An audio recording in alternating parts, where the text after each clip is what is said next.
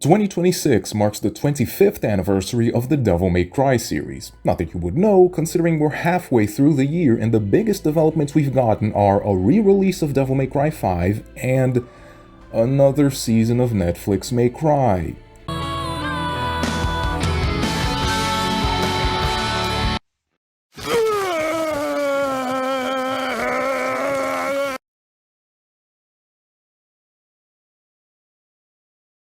Anyway, in an attempt to properly pay my respects to one of my favorite gaming franchises, here's a review of what many people consider to be the best game in the series, Devil May Cry 3. First, some background. After the legendary flustercluck that was the development of DMC2, Capcom decided to reverse course on just about everything fans hated about that game. Lame-ass Dante was gone, replaced by the cocky, wisecracking, smart-ass players fell in love with in the original.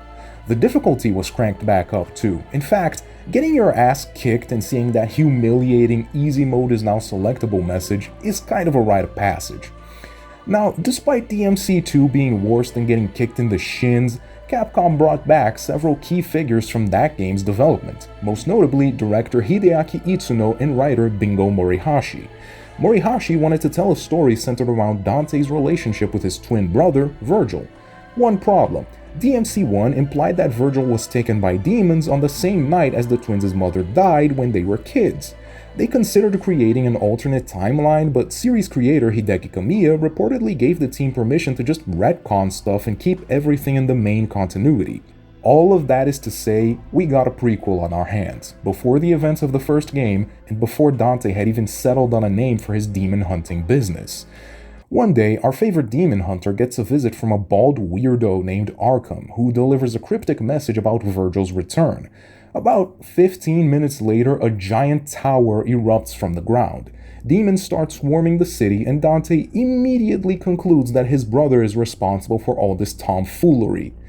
Meanwhile, we meet a young girl carrying more guns than the Punisher. This lady is hunting Arkham for reasons of her own, and just like that, we have our premise. 4 deeply dysfunctional people climbing this demon tower, slaughtering demons, and working through years of unresolved family trauma. That's the main theme of this story, family, and how they tied that theme into the different characters' stories is pretty great. But before we get into that, I do believe this is a video game, so we should probably cover the gameplay. DMC3 is another 3D beat-em-up in the vein of its prequels. You explore levels, find upgrades, and fight enemies. Sounds simple, but this game actually introduced several innovations that helped refine the franchise's formula. The camera, for instance, is much better than before. Instead of the fixed angles of the previous games, the camera naturally follows Dante through the levels, which makes it much easier to keep track of everything. Thankfully, nothing in this game is as infuriating as that third Griffin fight in DMC1. You know the one, in the Coliseum, the one where you can barely even see the boss for half the fight. Level design is thankfully an improvement from Devil May Cry 2. Spaces are smaller, which is good because it means you don't need to spend several minutes just running around empty hallways. Puzzles are here, but none of them are too taxing. Platforming is still an issue, but the added movement abilities make it less frustrating than it was in DMC1. Now, that's all cool and all, but the real meat of the game is the combat. So how is it? Well, the game's much faster, I can tell you that right now. And the special edition even adds turbo mode, which bumps up the speed to coke addict levels. DMC3 also solves one of the biggest problems I had with its predecessors: weapon variety. I complained about it in my reviews of those games, and thankfully that problem is long gone here. We get several fun, creative guns and devil arms with their own unique moves and properties. Rebellion is back from DMC2, but has a ton of new moves like Overdrive, Prop Shredder, and Danse Macabre. There's also Cerberus, the ice nunchucks that come with a complimentary Bruce Lee reference. And then there's Nevin, a literal electric guitar that shoots bats. People usually dislike Nevin, but once it's fully upgraded, it becomes surprisingly nasty, especially on higher difficulties. Guns still serve mostly as just combo extenders, and I do miss the grenade launcher from 1, but the guns we do have are all useful in different encounters. But, of course, we don't stop there. I mentioned that Itsuno is back in the director's chair, right? Well, his previous experience was in fighting games, including the beloved Capcom vs. SNK series. One of the defining features of those games is the grooves system. Basically, before matches, you could select from different fighting styles, or grooves, that would pretty drastically change how each character plays. I think you see where I'm going with this. Expanding on that system, the single biggest innovation DMC3 brought to the formula was the addition of styles. Before every mission, Dante can choose between one of 4 styles: Swordmaster, Trickster, Royal Guard, and Gunslinger. These all give Dante unique moves with a focus on specific aspects of the gameplay. Swordmaster gives each melee weapon new moves. Trickster gives you fast movement options. Royal Guard gives you a block and parry mechanic, and Gunslinger buffs your guns. Along the game, you unlock 2 more styles: Quicksilver, which freezes time, and Doppelganger, which creates a copy of Dante that follows his moves. Are all the styles equally useful? Not really, no. Personally, I never found Gunslinger that useful outside of very specific scenarios. Also, Trickster is super helpful when you're a newbie, but I feel like it loses a bit of relevance in higher level play. Swordmaster and Royal Guard though, my jams. Swordmaster is just plain cool, giving you access to some of the sickest moves in the game. Royal Guard is kind of the opposite of Trickster. Not very useful when you're a newbie, but it becomes a beast when you learn it. The Switch version made it so you can change styles on the fly, but the game clearly wasn't designed with that in mind, so it gets easy to break into. I prefer the traditional style, to be honest. Regardless, it should be obvious that Dante got a massive upgrade in the sheer number of abilities at his disposal, and this really ties back to Itsuno's background in fighting games. I mean, think about any fighting game you like, right? You and I can argue all day about which playstyles are more honorable or whatever, but at the end of the day, as far as the game itself is concerned, any playstyle that gets you the win is the correct one. Fighting games are built around this philosophy of giving players tons of options and allowing them to express themselves by picking their favorites. DMC3 is awesome because it applies that philosophy to a 3D beat-em-up. But the developers were also smart enough to understand that unrestrained freedom would probably just result in players finding strategies to cheese the game without actually engaging with its mechanics. The solution? The ranking system. Like in the previous 2 games, at the end of each mission you get assigned a grade, from D to SS. Better ranks give you more red orbs, which you can then spend at the shop for upgrades. In simpler terms, you want new, shiny moves for your weapons? Better get good at the game then. It's an elegant solution, encouraging players to experiment and put the work in. It always feels great getting rewarded with that blazing red S rank at the end of a mission, complete with the red orb bonus. All that freedom in player expression is great, but it does come at a cost. One thing I praised about DMC1 was the enemy design. I loved how many enemies had unique strategies attached to them, like the shadows. That depth is dialed back a bit here. It's just a consequence of the game's focus on player freedom. If an enemy can only be efficiently defeated by one specific weapon or one specific move, that discourages experimentation. That's not to say DMC3 has bad enemy design, far from it. The enemies are fun to fight and serve the combat system well. They're just not quite as intricate as some of the best encounters from the original. It's a trade-off, really. Kamiya's DMC1 was inspired by straightforward arcade games like Space Harrier. Itsuno's DMC3 takes a lot more inspiration from fighting games like King of Fighters 97. One approach focuses on carefully designed challenges, the other focuses on giving players a giant toolbox and just letting them solve problems however they want. Neither approach is inherently better, they just prioritize different things. Bosses are a bit of a mixed bag. At its best, DMC3 delivers some of the greatest fights in the entire franchise and maybe the entire medium of games. At its worst, it delivers a total slog that feels designed to waste your time. Fortunately, most of the roster lands comfortably in the middle.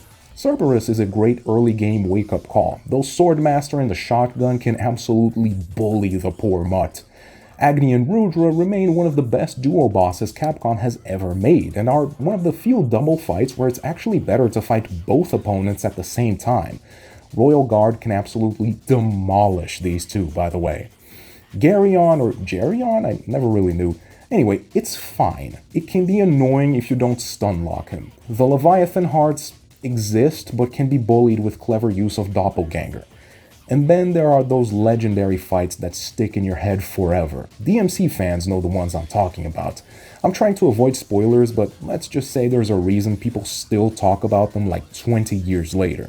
Overall, only one boss really stands out to me as outright bad.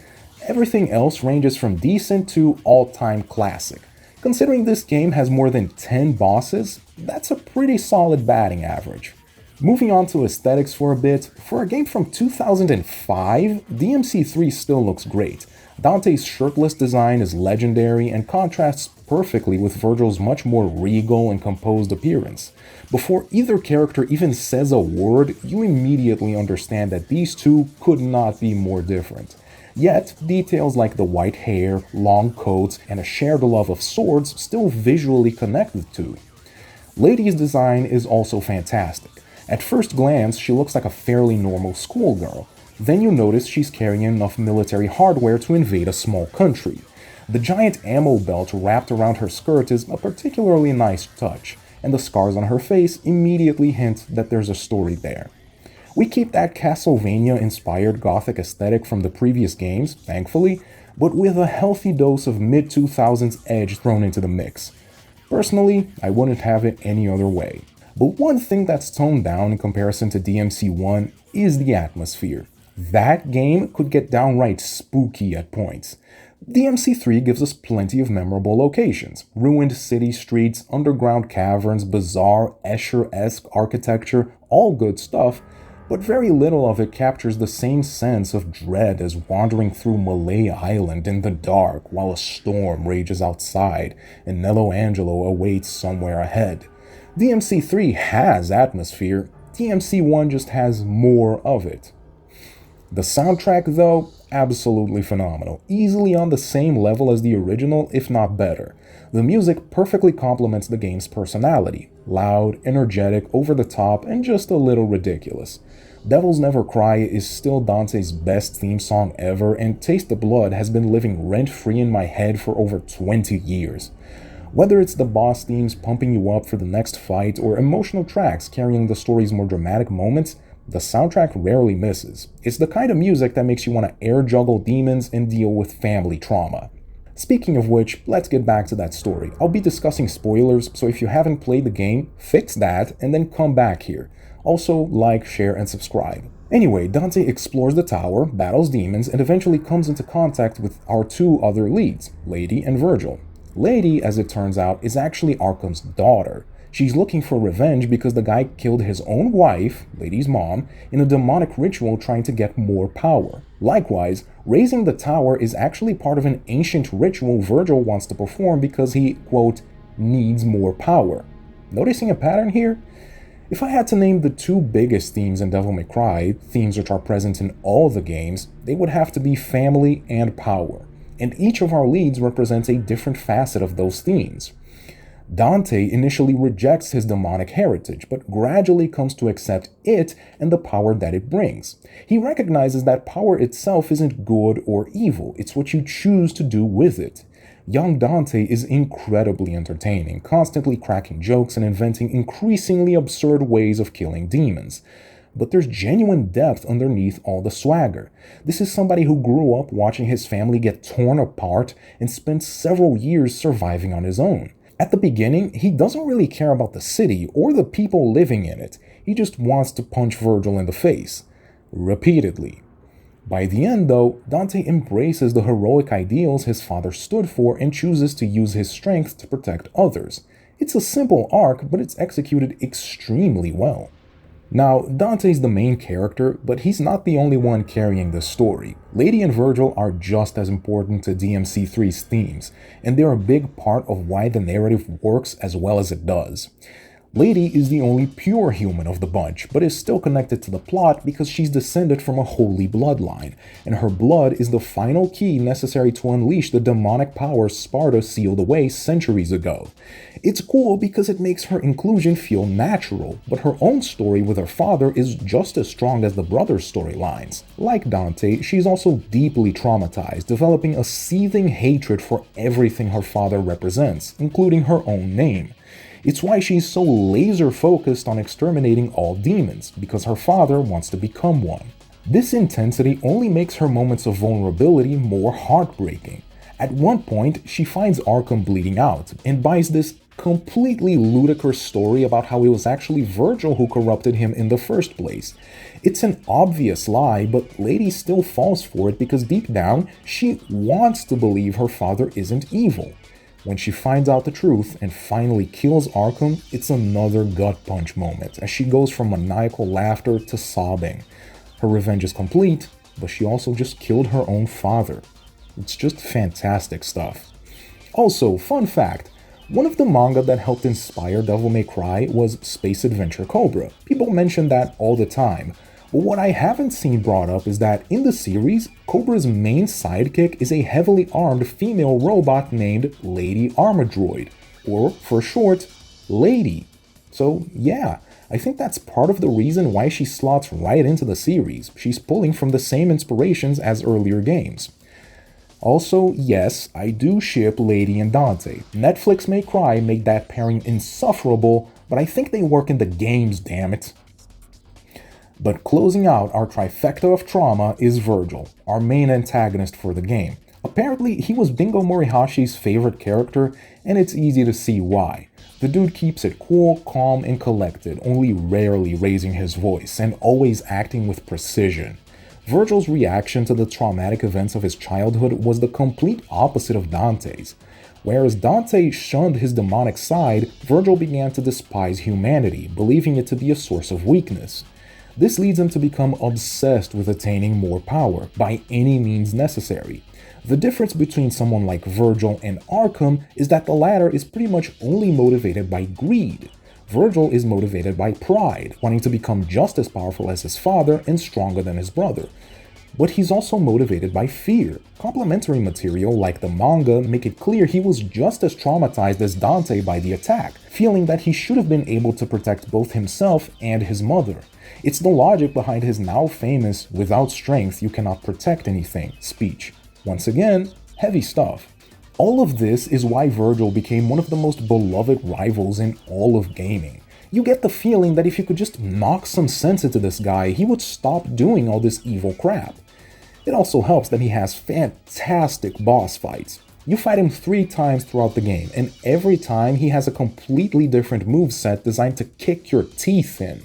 Some of the toughest battles in the game, especially when the bastard activates his devil trigger and starts recovering health. Each battle is also perfectly placed to serve as the climax of each act of the story, feeling like a test of what you learned so far. Perfect integration between gameplay and story. Vergil was added as a playable character in the special edition version of the game. He's pretty cool, more limited than Dante, but I appreciate the subtle differences between the two. Both get access to the Beowulf weapon, but Dante mostly uses punching, whereas Vergil uses kicks. They get the same move, a downward flying kick. Dante calls it Killer Bee, Vergil calls it Starfall. I just dig when they pay attention to little details like that. But of course, before the climactic final confrontation, we gotta deal with Arkham. My most hated kind of boss is the one where you deal just a little bit of damage and then the boss turns on God mode and you can't damage him at all. It just feels designed to waste your time. Arkham is precisely that. You take down like 10% of his life bar, he hides and summons a bunch of demon dolphins. You take down the dolphins, he comes back, rinse and repeat. Even with Vergil tagging in halfway through the battle, this is still totally boring, especially in higher difficulties where he can kill you easily and now you gotta redo the last 10 minutes all over again. Lame. That one crappy boss fight aside, Devil May Cry 3 stands proud in the Mount Rushmore of action games alongside Bayonetta, Ninja Gaiden Black, and God Hand. The boss fights are dope, The guns are crazy, the devil arms are a blast, the aesthetics are alright, the story is sweet, the combat is showtime, and the game as a whole is nothing if not stylish. So play Devil May Cry 3, or replay it like I have, because this is going to be one hell of a party. And those are my thoughts. What about you guys? Have you played DMC3? Is it your favorite Devil May Cry game? Let me know in the comments. As usual, if you enjoyed the video, please make sure to like, share, and subscribe, and I'll see you next time.